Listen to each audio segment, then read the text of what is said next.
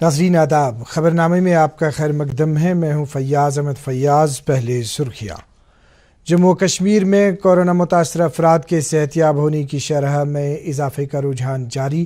گزشتہ 24 گھنٹوں کے دوران 577 نئے معاملات کے مقابلے میں 733 متاثرہ افراد روح بصحت۔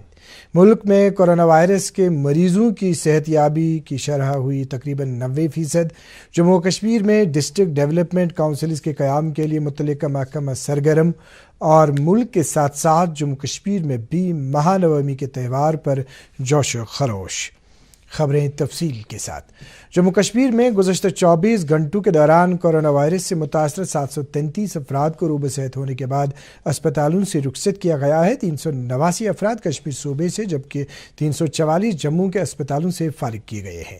اس دوران کشمیر ڈویژن سے 364 اور جموں ڈویژن کے 213 معاملات سمیت کل 577 نئے معاملات کی نشاندہی کی گئی ہے، جبکہ گزشتہ 24 گھنٹوں کے دوران کورونا وبا سے مزید 6 اموات واقع ہوئی ہیں۔ 3 اموات جموں ڈویژن میں جبکہ 3 کشمیر صوبے میں واقع ہوئی ہیں۔ یو ٹی میں ابھی تک کورونا وائرس کے 91,329 معاملات سامنے آئے ہیں، جن میں سے 82,219 متاثرہ افراد روح بصحت ہوئے ہیں، جبکہ 1,430 متاثرہ افراد کی موت واقع ہوئی ہے اور 7,680 معاملات ابھی بھی سرگرم ہیں۔ اس دوران وزیر صحت ڈاکٹر ہرش وردھن نے آج کہا ہے کہ ملک میں کووڈ-19 کی وبا سے متاثر 70 لاکھ افراد شفایاب ہوئے ہیں اور اس وقت ملک میں ایسے متاثرہ افراد کی شفایابی کی شرح 89.78% ہو گئی ہے۔ پچھلے 24 گھنٹوں کے دوران 67,000 سے زائد مریض صحت یاب ہوئے ہیں، جبکہ اس عرصے کے دوران 53,370 نئے معاملات کی نشاندہی ہوئی ہے۔ اس دوران ملک میں اس بیماری سے متاثرہ معاملات کی تعداد 78 لاکھ سے تجاوز کر گئی ہے۔ سردست بھارت میں اموات کی شرح 1.51%، جو عالمی پیمانے پر سب سے کم شرح والے ملکوں میں سے ایک ہے۔ گزشتہ 24 گھنٹوں کے دوران 650 اموات کی اطلاع ہے، جس کے نتیجے میں ملک میں کورونا وبا سے مرنے والوں کی تعداد 1,69,956 تک پہنچ گئی ہے۔ باقی خبروں سے پہلے وقفہ۔ یہ وشال ہے نا، اس کا سب پراپر چلتا ہے۔ کل اس کے بینک اکاؤنٹ میں 15,000 روپے کا فراڈ ہوا ہے، پتا ہے؟ اس کو تو کوئی ٹینشن ہی نہیں ہوتی ہے، دیکھنا۔ ٹینشن کیوں؟ میری کوئی غلطی نہیں تھی۔ پھر بھی فراڈ ہونے پر میں نے ترنت بینک کو انفارم کر دیا۔ RBI کہتا ہے اگر آپ کے اکاؤنٹ سے کسی نے دھوکے سے پیسے نکالے ہیں تو بینک کو جلد سے جلد انفارم کیجیے۔ 3 دن کے اندر انفارم کیا تو کوئی نقصان نہیں ہوگا، جتنا لیٹ کرو گے اتنا زیادہ نقصان۔ اور سن، سب چلتا نہیں ہے، پراپر چلانا پڑتا ہے۔ RBI کہتا ہے جانکار بنیے، سترک رہیے۔ محکمہ باغبانی کشمیر بروز اتوار بتاریخ 25 اکتوبر 2020 دن کے 11 بجے سے 5 بجے تک بمقام horti culture complex Raj Bagh ایک سنڈے فروٹ شو سیل کا اہتمام کر رہے ہیں۔ تقریب میں ہر قسم کے تازہ اور خشک پھل مناسب داموں پر دستیاب ہوں گے۔ عوام الناس سے شرکت کی استدعا کی جاتی ہے۔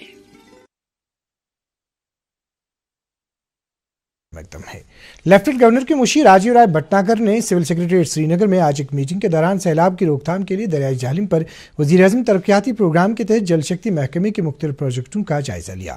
اس موقع پر مشیر نے سبھی پروجیکٹوں کے میعاد بند تکمیل پر زور دیا اور وقت رہتے رقومات کے تصرف سے متعلق اسناد پیش کرنے کی ہدایت دی۔ انہوں نے متعلقہ افسران سے کام کے معیار کو برقرار رکھنے کی تاکید کرتے ہوئے کہا کہ سنجیدہ اقدامات کیے جانے چاہیے تاکہ فلڈ مینجمنٹ کامیاب ہو۔ انہوں نے دریائے جہلم کے کناروں کی سبھی حساس جگہوں کو مضبوط بنانے کی بھی ہدایت دی۔ مشیر موصوف نے میٹنگ کے دوران کئی دیگر ہدایات بھی جاری کی۔ جموں کشمیر میں پنچایتی راج اداروں کو مزید مستحکم اور فعال بنانے کے لیے ہر ممکن اقدامات کیے جا رہے ہیں۔ آئین کی 73ویں ترمیم 1992 کے مطابق پنچایتی راج اداروں میں 3 دائروں والا نظام ہونا ضروری ہے۔ تاہم جموں کشمیر میں ابھی تک پنچایتی راج اداروں میں 2 دائروں والا نظام ہی موجود تھا، لیکن مرکزی سرکار کی طرف سے یہاں کے لیے ایکٹ کی 73ویں ترمیم کی منظوری کے بعد جموں کشمیر میں بھی 3 دائروں والا پنچایتی نظام ہوگا۔ سیکشن 10 کے حوالے سے لوگوں کے خدشات اور ڈسٹرکٹ ڈیولپمنٹ کونسلز اور ڈسٹرکٹ ڈیولپمنٹ کمیٹیوں کے قیام سے متعلق جب دوردرشن نیوز نے رورل ڈیولپمنٹ اور پنچایتی راج محکمے کی سیکریٹری شیتل نندا سے بات کی تو انہوں نے کہا، جو سیکشن 10 ہے اس کو لے کے لوگوں کے من میں یا دماغ میں کچھ غلط فہمیاں ہیں کہ وہ ہٹایا گیا ہے تو شاید پنچ سرپنچ کی ریمونریشن یا B D C chairperson کی ریمونریشن ہٹا دی جائے گی. تو میں کلیریفائی کرنا چاہوں گی کہ ایسا کچھ نہیں ہے. وہ اس لیے ہٹایا گیا ہے کہ ہمیں ہر بار ریمونریشن چینج کرنے کے لیے ایکٹ امینڈ کرنا پڑتا تھا جو کہ ایک مشکل پروسیجر تھا. اس لیے اب اس کو ہم ایک رولز میں پروویژن ڈال کے آسانی سے تاکہ ہم ریمونریشن بڑھا سکیں اور ان کو فیسیلیٹیٹ کر سکیں ویسا کیا جائے گا. اس میں 5 اسٹینڈنگ کمیٹیز ہوں گی ہر ڈسٹرکٹ ڈیولپمنٹ کونسل میں جن کا الگ الگ سبجیکٹ رہے گا. Finance, development, welfare and so on 5 subjects ہیں. اور ان کا جو ڈسٹرکٹ ڈیولپمنٹ کونسل ہے ان آپس میں ہی یہ لوگ ڈیسائیڈ کریں گے کہ اس میں کون ممبر ہوں گے اور ہر کمیٹی کا کون چیئر پرسن ہوگا. اور وہ جو کمیٹی ہے پھر وہ اس پرٹیکولر سبجیکٹ کو لے کے جو بھی اسکیمز, امپلیمنٹیشن, پلاننگ, ایگزیکیوشن جو بھی ڈسٹرکٹ میں ہونا ہے وہ وہی اسٹینڈنگ کمیٹی دیکھے گی. جن لوگوں نے پنچایتی راج انسٹیٹیوشن کے بارے میں سوچا تھا اور اس کا ایک خاکہ بنایا تھا ان کی منشا یہی تھی کہ جو اتھارٹی ہے, جو پاور ہے, جو رسپانسبلٹی ہے اور جو گورنمنٹ ہے, جو گورننس ہے وہ لوگوں کے ہاتھ میں ہی رہنی چاہیے. وہ خود کریں اور جو اوور آل گورنمنٹ ہے وہ ان کو صرف ایک سپورٹ سسٹم کی طرح آپریٹ کرے. اور یہی ہم سسٹم اسٹیبلش کرنا چاہتے ہیں JNK میں جو آج تک نہیں ہوا تھا. تو اسی کے لیے یہ Panchayati Raj system, BDCs, DDCs یہ سب اسٹیبلش کر رہے ہیں. تو لوگوں سے یہی گزارش رہے گی کہ اس میں پارٹیسپیٹ کریں اور ہمیں یہ موقع دیں کہ ہم آپ کو صرف سپورٹ کریں اور آپ اپنی گورننس خود دیکھیں. سابق وزیر اعلیٰ محبوبہ مفتی کی رہائش گاہ واقع گپکار روڈ سنوار میں آج گپکار پیپلز الائنس کی ایک میٹنگ منعقد ہوئی جس میں سابق وزرائے اعلیٰ ڈاکٹر فاروق عبداللہ, محبوبہ مفتی اور عمر عبداللہ کے علاوہ سجاد غنی لون, انور طارق حامد, دیویندر رانا نے بھی شرکت کی. میٹنگ کے دوران ڈاکٹر فاروق عبداللہ کو الائنس کے صدر کے طور منتخب کیا گیا جبکہ محبوبہ مفتی کو نائب صدر اور سجاد غنی لون کو الائنس کے ترجمان کے طور منتخب کیا گیا. اس موقع پر سابق ریاست جموں کشمیر کے جھنڈے کو الائنس کا نشان چنا گیا. سرکار نے بھارت تبت سرحدی پولیس کو مزید 47 سرحدی باہری چوکیاں قائم کرنے کی اجازت دے دی ہے تاکہ سرحدی نگرانی کو بڑھایا جا سکے. امور داخلہ کے وزیر مملکت جے کشن ریڈی نے بھارت تبت سرحدی پولیس کے قیام کے 59 سال پورے ہونے کے موقع پر ایک تقریب سے خطاب کرتے ہوئے یہ اطلاع دی. انہوں نے کہا کہ سرکار نے ITBP کو جدید اور زیادہ مستعد بنانے کے لیے بہت سے اقدامات کیے ہیں. فوج نے کیرن سیکٹر میں پاکستانی فوج کے کواد کاپٹر DJI ساخت کا ڈرون تباہ کیا ہے. فوج کے چنار کور کے ایک ٹویٹ کے مطابق بھارتی فوج نے کپواڑہ کے کیرن سیکٹر میں آج صبح یہ کارروائی کی.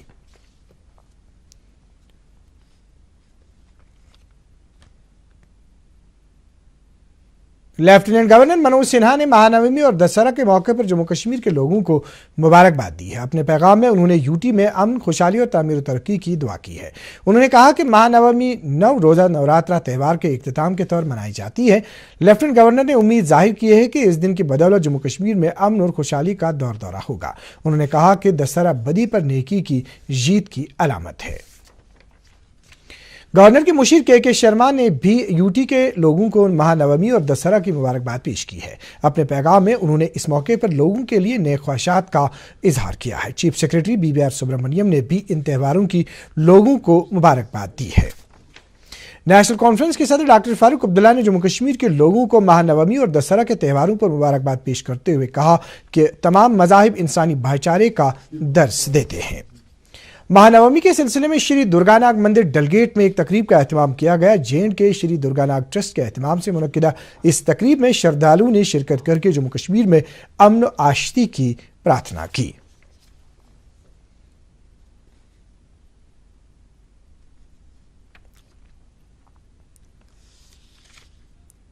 ضلع ترقیاتی کمشنر گاندربل شفقت اقبال نے آج ضلع اسپتال کا دورہ کیا جس دوران انہوں نے اسپتال میں وسعت دینے کی خاطر جاری تعمیراتی کام کا جائزہ لیا.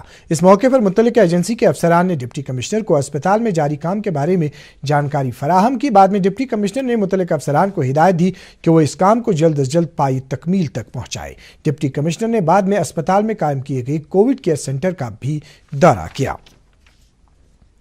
مرکزی سرکار کی طرف سے جموں کشمیر میں مارکیٹ انٹرونشن اسکیم کی توسیع کو اس سال بھی منظوری دیے جانے کے بعد باغ مالکان نے مرکزی سرکار اور لیفٹنٹ گورنر کا شکریہ ادا کرتے ہوئے اس فیصلے کا خیر مقدم کیا ہے۔ باغ مالکان نے کہا ہے کہ MIS لاگو کیے جانے سے جموں کشمیر میں اگائے جانے والے سیب فصل کی قومی اور بین الاقوامی بازاروں میں اچھے دام ملنے کے امکانات کافی حد تک بڑھ گئے ہیں۔ تاہم انہوں نے کہا کہ اس اسکیم کو تھوڑی دیر سے لاگو کیا گیا ہے گورنمنٹ کا، کیونکہ یہ گروور کے لیے بہت اچھا ہے، گروور کے لیے بڑا فائدہ مند ہے، کیونکہ اس میں تو ریٹ بھی اچھا ہو رہا ہے اور تقریباً یہ 60 روپیہ کلو دیتا ہے۔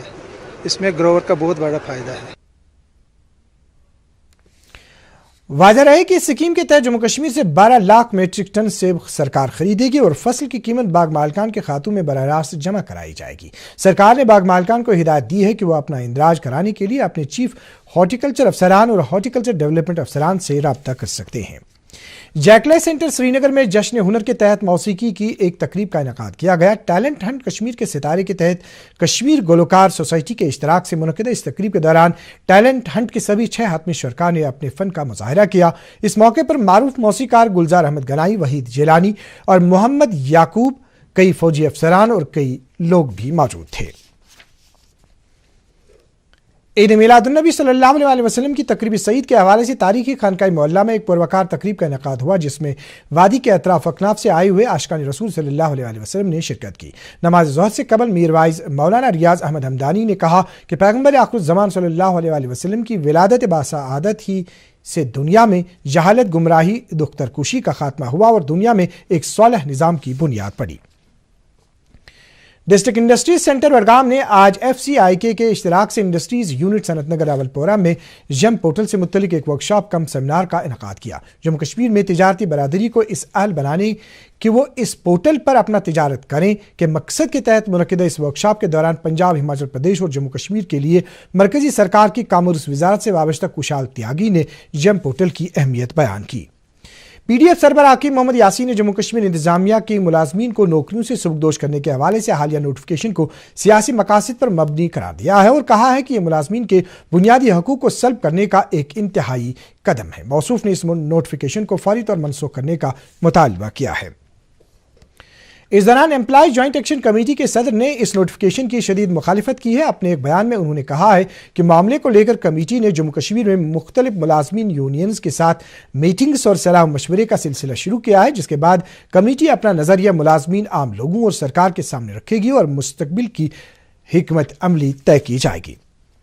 اکنامک آؤٹ لک ڈیٹا بیس کے استعمال پر سینٹرل یونیورسٹی کشمیر کے اکنامکس ڈپارٹمنٹ نے ایک روزہ ورکشاپ کا انعقاد کیا۔ اس موقع پر director research and development professor GM Bhat نے ریسورس پرسن راجو رنجن کا خیر مقدم کیا۔ اب موسم سے متعلق جانکاری۔ محکمہ موسمیات کی پیشگوئی کے مطابق وادی میں اگلے 24 گھنٹوں کے دوران موسم عام طور پر خشک رہنے کا امکان ہے۔ سری نگر میں آج دن کا زیادہ سے زیادہ درجہ حرارت 22.9 ڈگری سیلسیس جبکہ گزشتہ رات کا کم سے کم درجہ حرارت 2.7 ڈگری سیلسیس ریکارڈ کیا گیا۔ جموں میں آج دن کا زیادہ سے زیادہ درجہ حرارت 31.8 ڈگری سیلسیس جبکہ گزشتہ رات کا کم سے کم درجہ حرارت 15.6 ڈگری سیلسیس ریکارڈ کیا گیا۔